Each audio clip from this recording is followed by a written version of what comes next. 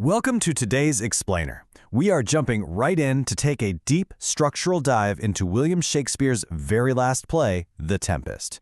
Now, if you're sitting there thinking this is just some simple, breezy story about a shipwreck and a few magic tricks, well, think again. Today, we're going to unpack a fascinating, multi-layered exploration of authority, colonialism, and manipulation. So, whether you're aiming for absolute top marks in your literature exam or you just want to master the hidden depths of this classic, you are definitely in the right place. Let's get started. So, think about this for a second. Is The Tempest a simple romantic comedy, or is it actually a dark tale of tyrannical control? It's kind of the ultimate paradox of the play. I mean, on the surface, it absolutely checks all the boxes of a rom-com, right? We've got tangled romantic plots, magical spells, and a neat little resolution that restores order through a marriage. But if you scratch just underneath that surface levity, what do we actually have? We have a protagonist who is desperate to redeem his identity, completely misusing his omnipotent power in this claustrophobic, isolated environment. Looked at that way, it's actually a really dark tale of oppressive control and vengeance. Here's our roadmap for today. We'll kick things off with a plot overview and an act-by-act summary. After that, we'll unpack the core themes: power and control, Renaissance patriarchal structures, and magic and illusion. And finally, we'll wrap up with some essential examiner exam tips. All right, Part 1, The Tempest Plot Overview. Imagine being dropped onto an isolated island. The story plunges us into this highly unfamiliar environment where the characters are completely cut off from their normal society. They're forced to survive in this tiny, repressed community under the extremely watchful eye of a pretty flawed ruler. It's a lot of chaos all at once. We jump from a terrifying storm that swallows up the King of Naples, straight over to Prospero arguing with his slave Caliban, and then right into the engineered romance between Ferdinand and Miranda. When you look at it all laid out, you can really see the sheer volume of manipulation happening. I mean, Prospero is literally stopping murder plots on one side of the island while orchestrating marriages on the other, all leading up to that massive final moment where he finally renounces his magic. Keeping this structural flow in the back of your mind is really going to help you master the play. Moving right along to Part 2, our act-by-act plot summary. Now, this is absolutely crucial. Examiners highly reward students who understand exactly when things happen, not just what happens. So let's trace this chronologically. In Act 1, Prospero and his spirit servant Ariel whip up a massive storm to shipwreck his treacherous brother Antonio and the King of Naples, all while setting up that romance between Miranda and Ferdinand. Then, Act 2 introduces the betrayals. Antonio and Sebastian plot to murder the sleeping king, while somewhere else on the island, the enslaved Caliban meets these drunken sailors, Stefano and Trinculo, and actually mistakes them for gods. Act 3 really ratchets up the tension. Ferdinand and Miranda secretly pledge their love, Caliban actively plots to murder Prospero, and Ariel just completely torments the nobleman with this vanishing banquet illusion. Then we hit Act 4. Prospero blesses the young couple's marriage with a magical vision, but actually has to abruptly interrupt it to go chase off Caliban's drunken murder squad with spirit hounds. And finally, Act 5. This is where Prospero reflects on everything, realizes his tricks just aren't satisfying anymore, chooses forgiveness over vengeance, and relinquishes his magical control entirely. Which brings us to Part 3, the theme of power and control. Once you really know that plot, you start to realize the whole story is essentially a vehicle to explore authoritarian rule, exploitation, and colonialism. The really big question here is how power is actually gained and contested. Take Prospero, for example. His power relies almost entirely on his magic and his knowledge. He demands submission and is heavily driven by vengeance. Now contrast him with Caliban, who basically represents the very real danger of this kind of tyrannical control. Caliban vehemently expresses his hatred for Prospero's oppressive leadership, which ultimately leads him to a violent conspiracy.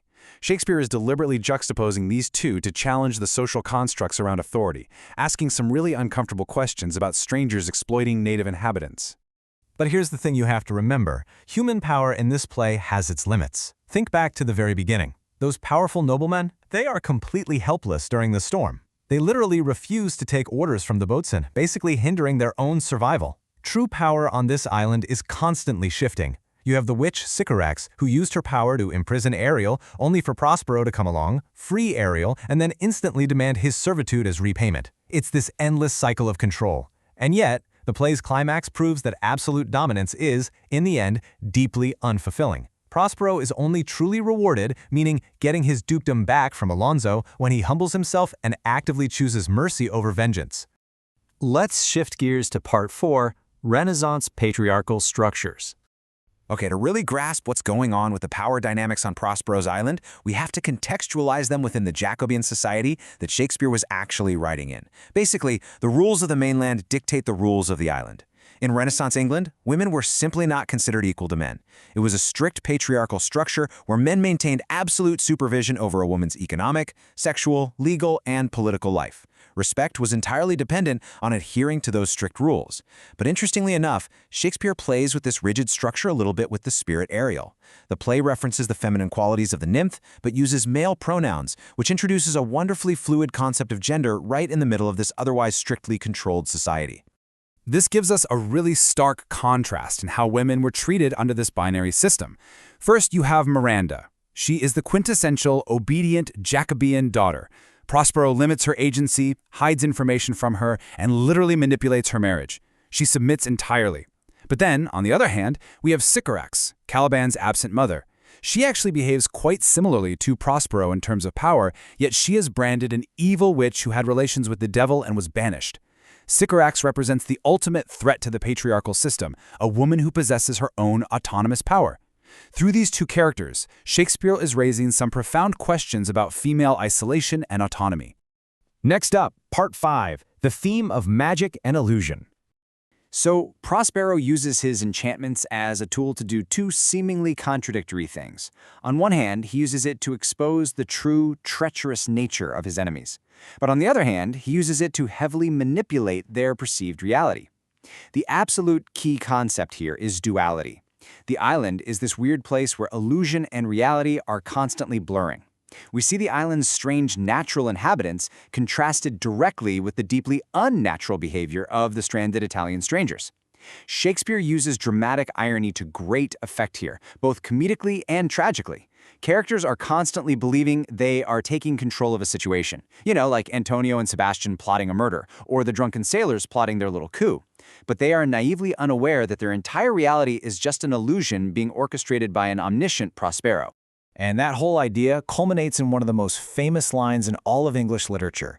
We are such stuff as dreams are made on, and our little life is rounded with a sleep. This is Prospero's ultimate realization in the epilogue. The magic, the drama, the control, it's all just a fleeting illusion. He's questioning reality itself. And because this was Shakespeare's final play, a lot of critics actually view this powerful soliloquy, where Prospero asked the audience's applause to set him free, as Shakespeare's own voice, officially bidding farewell to the stage. Finally, Part 6, Essential Examiner Exam Tips. All right, we've unpacked the plot, control, patriarchy, and illusion. Now let's get practical. How do you actually turn this deep understanding into an essay that an examiner is going to absolutely love? Well, here is your 3-step formula for top marks. Step 1, know the plot inside out. If you know what comes immediately before and after a scene, you can confidently explain its wider significance. Step 2, connect the themes to the plot structure. Please don't just say the play is about power. Explain how the theme of power is presented in the exposition, how it develops during the rising action, and how it resolves in the climax. Treat the plot as a story arc driving home a specific message.